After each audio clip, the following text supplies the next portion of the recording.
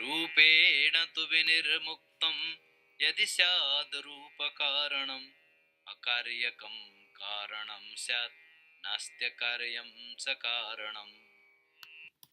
rūpeṇa tu vinirmuktaṃ yadi syād rūpa-kāraṇam akāryakaṃ kāraṇaṃ syād nāsty akāryaṃ kāraṇaṃ. MMK chapter 4 verse 3. Conversely, if there were a cause of physicality cut loose from physicality, the cause would be ineffective, and there is no cause without effect. So for the sake of clarification, if we think of a cause of physicality as being a bowl of porridge, he's saying if that bowl of porridge as a cause of what causes physicality was cut loose from physicality, it wouldn't be effective. And so the bowl of porridge in that case would not be what causes physicality. It would just be a useless bowl of porridge. So the fact that eating the bowl of porridge causes physicality. Physicality is dependently arisen from eating the bowl of porridge. In that case, there is an effect. The physicality is the effect, which is dependently arisen on the cause, which is eating the porridge. So I work from the English. Conversely, to means however, but. If there were, syād. Syād is third person singular optative of the verbal root as, to be. A cause of physicality, rūpa-kāraṇam. So nominative singular neuter. Kāraṇa is originally na action noun, so it's neuter, and it's from the root kri, to do, to make, to act, as is the word karya, which means the to be done, and that here means the effect.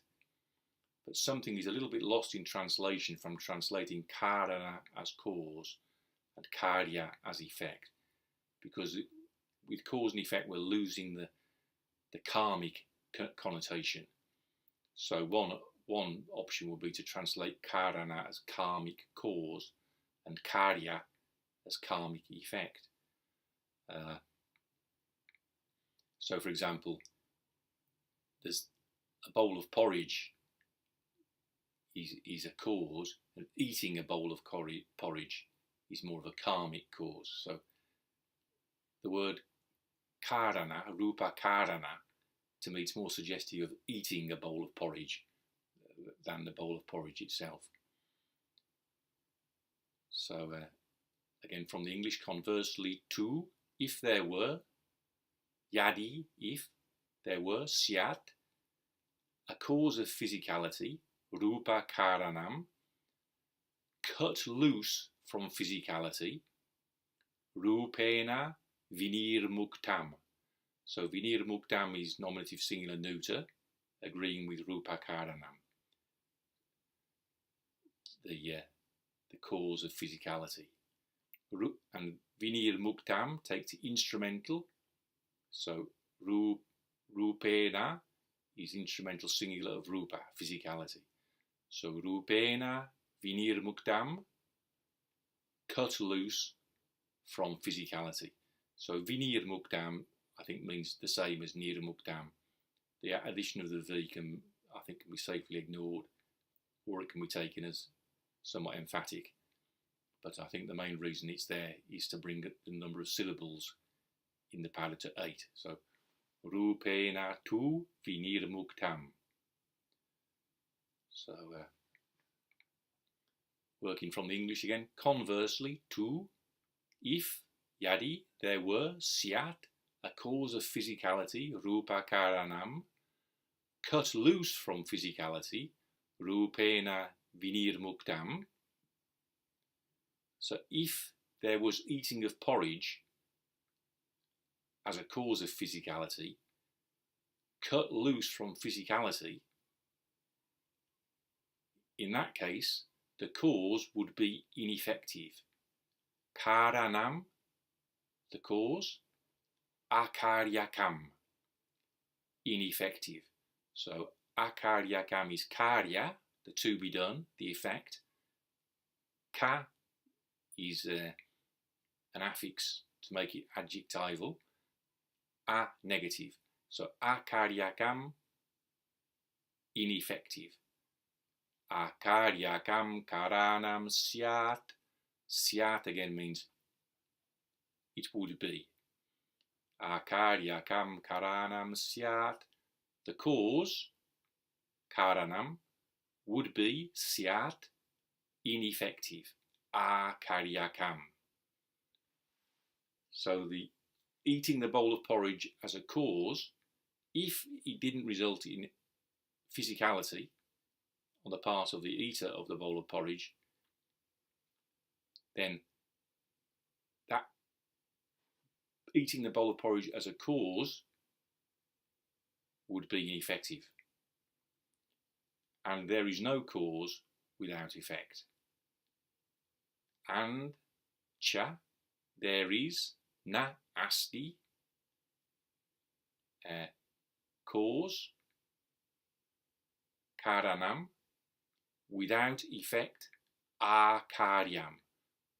So again, and cha, there is no, nāsty, cause, kāraṇaṃ, without effect, akāryaṃ.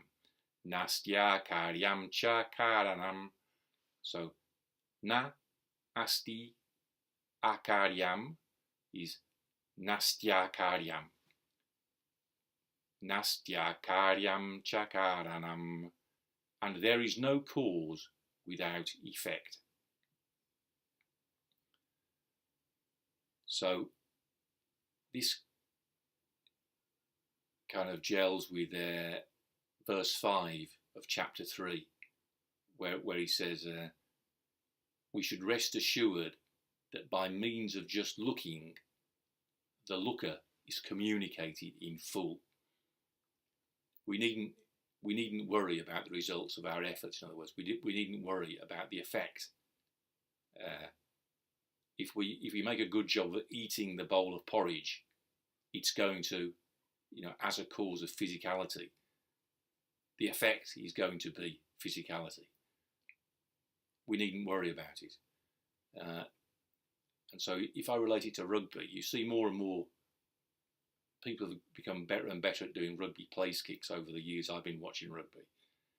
And what's really conspicuous is that they look at the rugby ball on the kicking tee and they kick it, and they don't look up to see where the ball has it gone through the posts or not.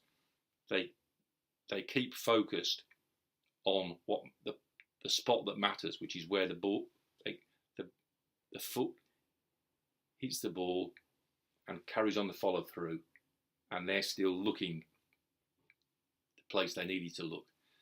And there's a chapter of Alexander's third book which is called The Use of the Self.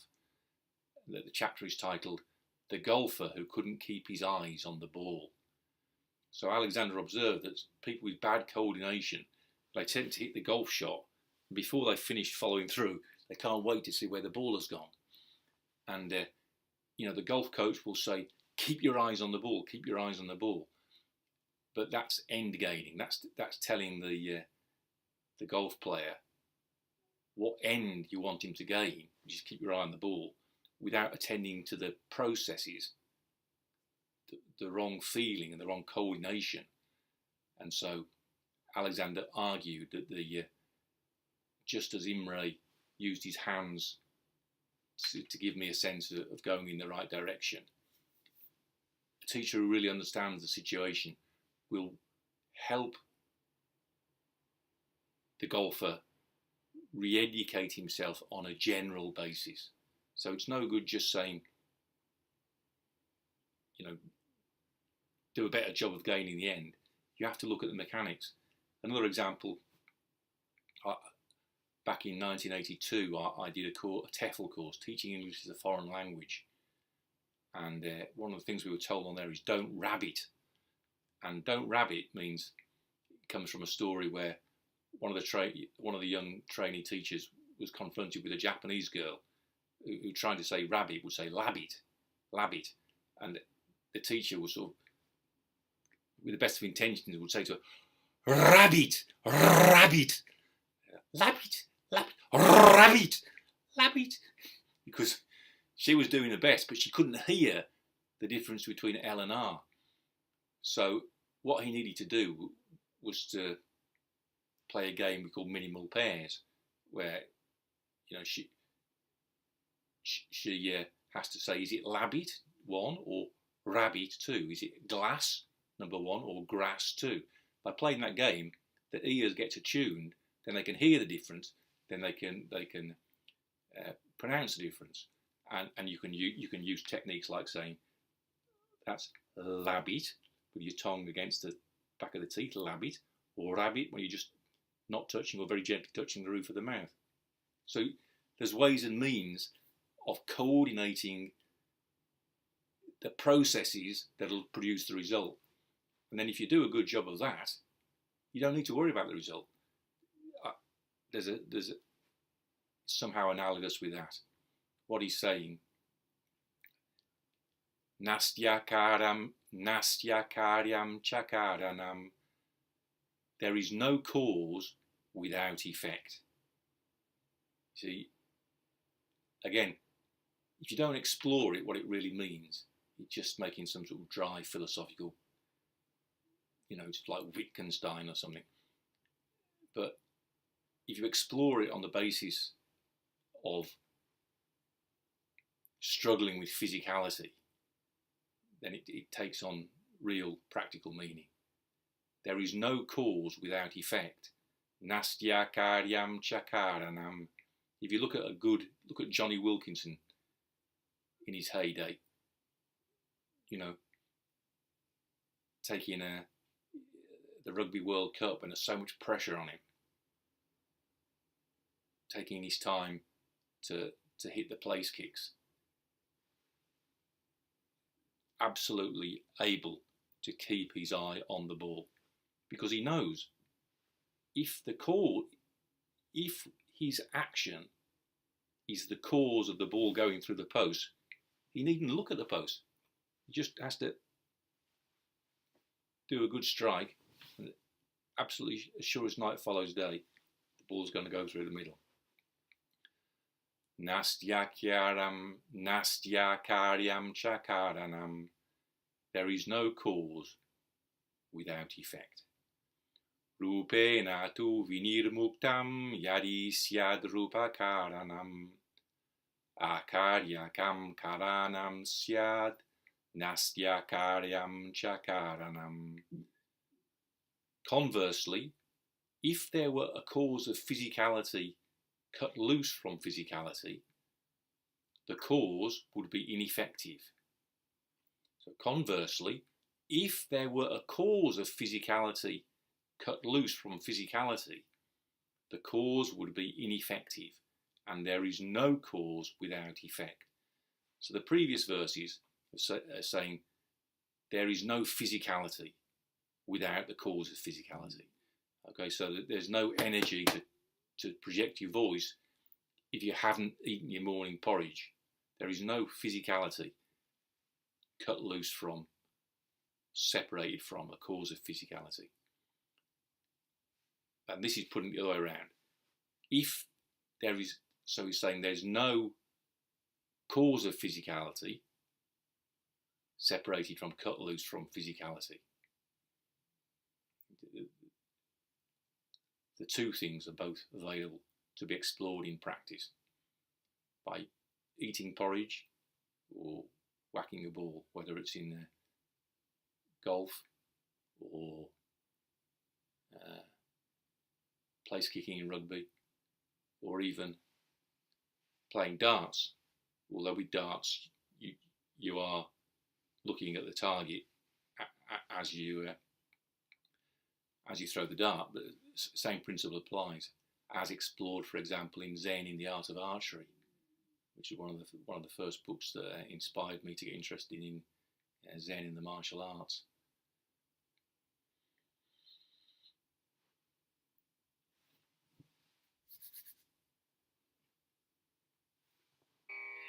rūpeṇa tu vinirmuktaṃ yadi syād rūpa-kāraṇaṃ akāryakaṃ kāraṇaṃ syād nāsty akāryaṃ sa kāraṇaṃ.